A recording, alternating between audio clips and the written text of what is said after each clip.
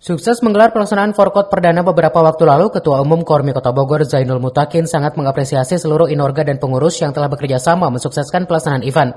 Hal ini dikatakannya pada rapat kerja atau raker dengan tema Road to Forprov 2024 di Rizen Pajajaran akhir pekan kemarin. Dalam sambutannya, ZM mengaku bangga atas kinerja yang dilakukan untuk mensukseskan pelaksanaan Forkot.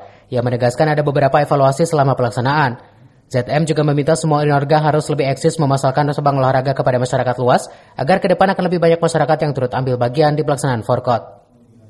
Berbicara raker kali ini, ZM menjelaskan rapat kerja digelar untuk merumuskan program ke depan kaitan dengan tugas, fungsi, dan tanggung jawab dari induk olahraga atau inorga serta para penggiat olahraga. Hadir dalam rapat kerja Kepala Dinas Pemuda dan Olahraga Taufik, perwakilan Kormi Jawa Barat Agus Nurrohman, serta pengurus dari masing-masing inorga.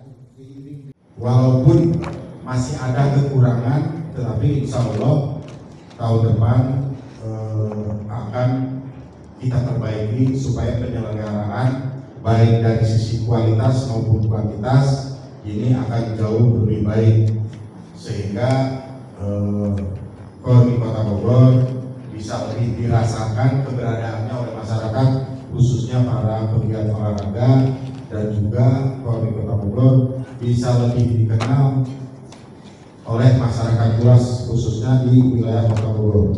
Dan yang dikenal tidak hanya Kormi saja, tetapi juga inorga-inorga yang selama ini tersebar di seluruh wilayah Kota Bogor.